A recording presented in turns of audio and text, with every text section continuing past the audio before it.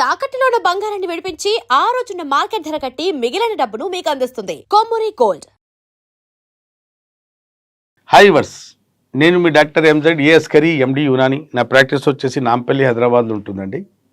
నేను మగవాళ్లలో అంగస్తంభన తగ్గిన, వాళ్ళ సెక్స్ టైం తగ్గిన, సంతానం లేమి సమస్య వచ్చిన, వీర్య కణాలు తగ్గిన, దాని మోటిలిటీ కదలిక తగ్గిన, అలాగే వీర్యం క్వాంటిటీ క్వాలిటీ విస్కాసిటీ పాడైపోయిన, అంగం సైజు చక్కగా ఉన్న అంగం వంకరైపోవడం, అలాగే దొడ్డుగా ఉన్న అంగం సన్నగైపోవడం, గర్త్ తగ్గిపోవడం, అంగం సెన్సిటివిటీ చాలా పెరిగిపోవడం, సెన్సిటివ్ పెనిస్, ప్రీమ్యాచ్యూర్ ఎజాకులేషన్, సుఖ వ్యాధులు, జెనిటల్ హెర్పిస్, సిఫిలిస్, గనేరియా ఇవన్నిటికీ చూస్తానండి.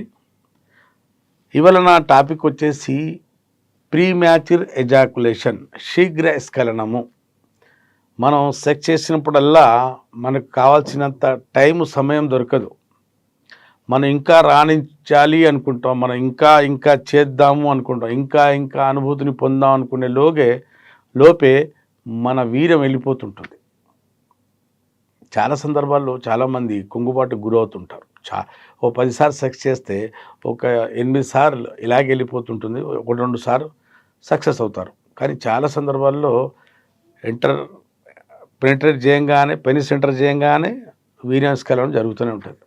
దీనికి కారణాలు ఏంటి? 100లో 40 మందికి 50 మందికి కూడా ఉండొచ్చు చెప్తుంది. నా 50% మందికి కూడా ఈ సమస్య ఉండొచ్చండి, శీఘ్ర స్ఖలనం. అసలు దీనికి కారణాలు ఏంటి? దీనికి టైం ఎంత ఉండాలి? చెప్పాను ఆల్రెడీ. కొత్త ప్రేక్షకులు చూడబోతున్నారు కాబట్టి వాళ్ళకి చెప్తున్నాను. వాళ్ళు ఎక్కడ ఏం కోల్పోతున్నారు? దాంపత్య జీవితంలో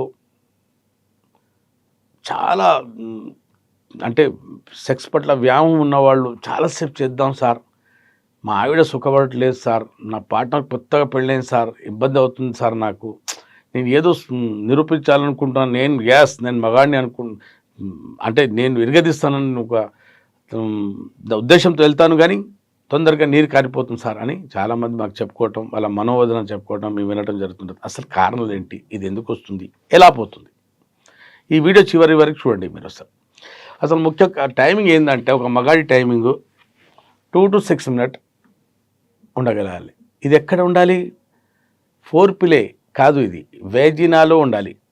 అంటే యోని లోపల మన అంగం ఉండాలి. దానికే ఇంట్రావాజినల్ ఎజాకులేటరీ లేటెన్సీ టైం అంటారండి.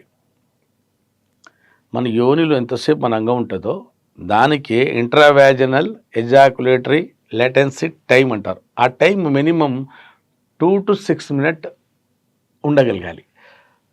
ఆ టైం తగ్గింది, లోపు ఇచ్చిందంటే మనకి ఏదో సమస్య ఉన్నట్టే.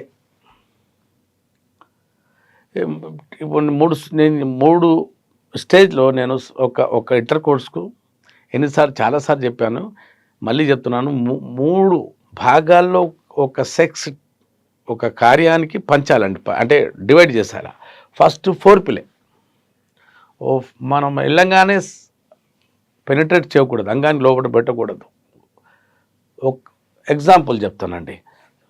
మనం ఆమ్లెట్ వేస్తాం, లేకుంటే అట్లా వేస్తాం. మనం పెంక పొయ్యి మీద పెట్టంగానే మనం అట్లే చూస్తాం, పెంక నీళ్ళేసి చూస్తాం పెంక వేడైందా లేదా అనేది.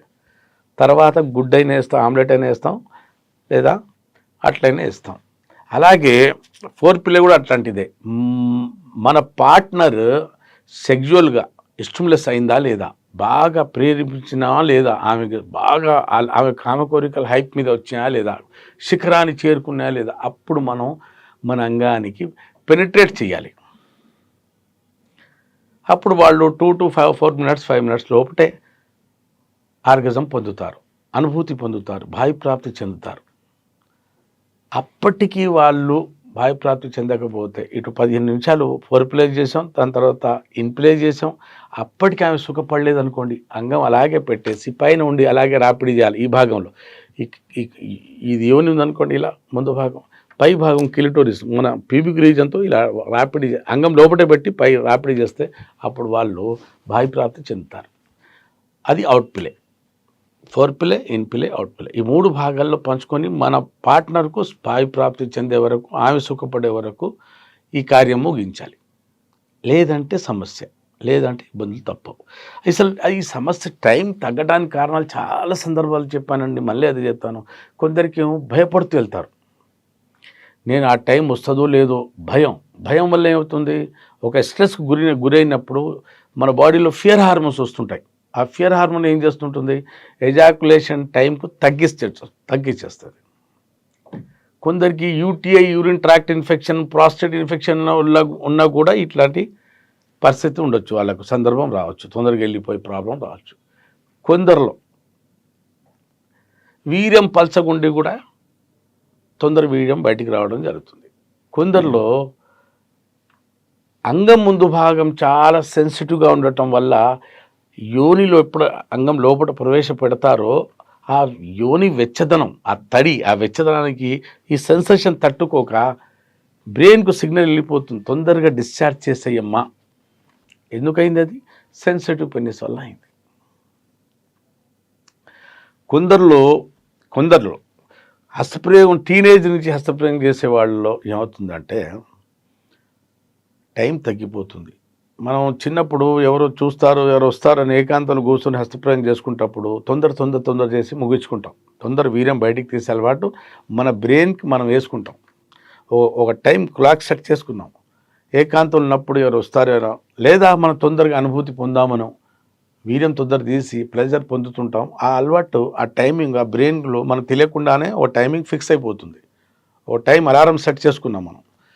మనం రేపు పెళ్ళయ్యాక కూడా రేపు సెక్స్ చేసినా కూడా అదే టైం వస్తుంటుంది మనకు. దానికి మరి మార్చాలి. అక్కడ ఏమైంది అంటే అసలు మనకు తెలిసి తెలియని వయసుల్లో మనం సెక్స్ తొందరగా, అంటే వీర్యం తొందరగా తీసే అలవాటు ఎప్పుడు బ్రెయిన్కి వేసామో కండిషన్ రిఫ్లెక్స్ అంటారు. డిశ్చార్జ్ త్రీషోల్డ్, ఎంతసేపు డిశ్చార్జ్ అవ్వాలనేది దేవుడు నిర్ణయించాడు. మనకు నార్మల్ టైం ఉంది. ఆ టైం కాకముందే మనం తీసుకుని తొందర తీసేసి అలవాటు బ్రెయిన్కి వేసినప్పుడు బ్రెయిన్ అదే అలవాటు అయి ఉంటుంది. మనం ఎప్పుడు సెక్స్ మొదలుపెట్టినా అప్పుడు తొందరగా తీసి పడేస్తుంటుంది.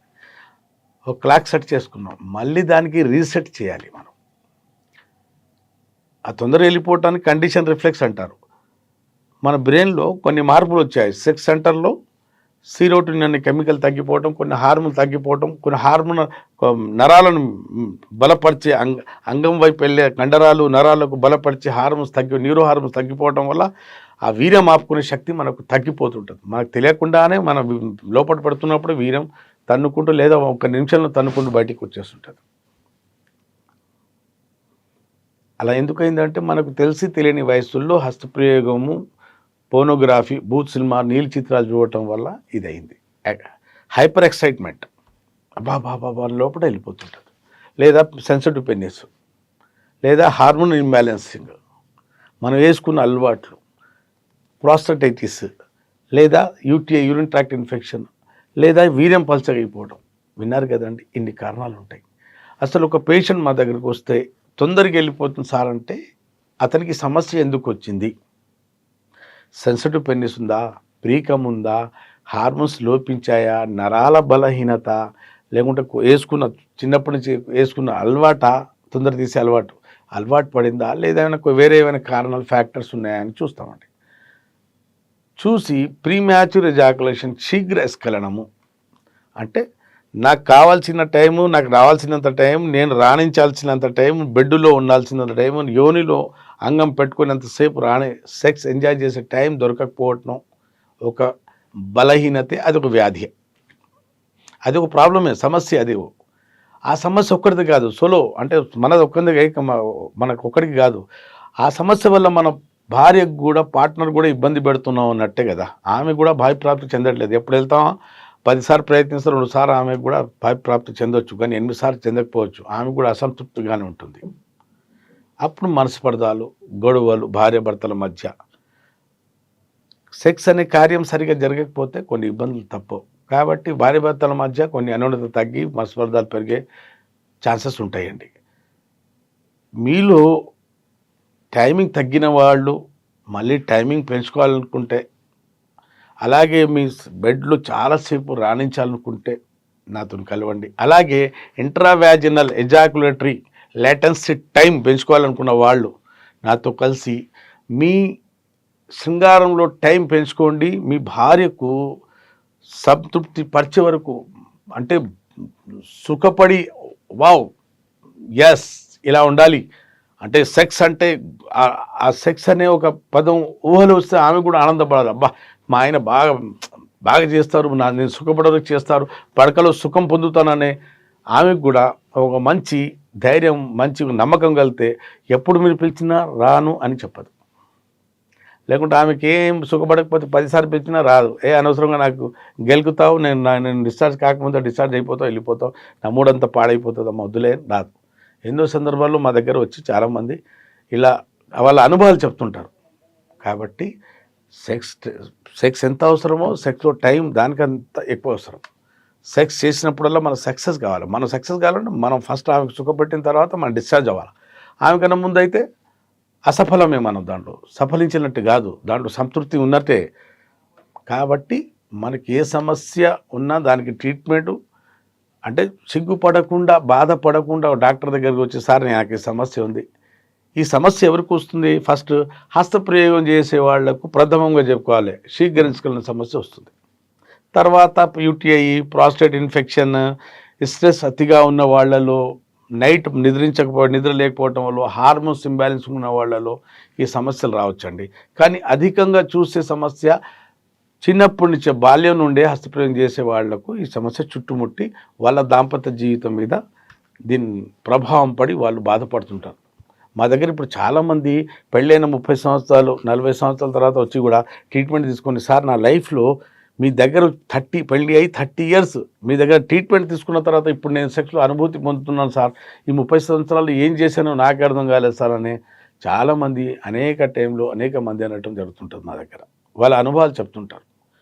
విన్నారు కదండి. మీకు కూడా ఒకవేళ సెక్స్లో టైం తగ్గి మీరు కూడా బాధపడుతున్నారు, మీ పార్ట్నర్కు మీరు సుఖపెట్టలేకపోతున్నారు అనుకోండి, స్థితి బాగలేదు, అంటే మానసిక స్థితి లేదు, శారీరకంలో కూడా కొంచెం బలహీనత, అంగస్తమన సమస్య ఉండొచ్చు, మీకు టైమింగ్ తగ్గి ఉండొచ్చు, వీర్యం కణాలు తగ్గించడం, వీర్యం మీకు చిక్కదనం క్వాంటిటీ క్వాలిటీ కూడా తగ్గొచ్చు. అన్నిటికీ మా దగ్గర చక్కటి పరిష్కారం, శాశ్వత పరిష్కారం, ఏ సైడ్ ఎఫెక్ట్ లేకుండా ఉంటుందండి. మీరు విన్నారు కదండి.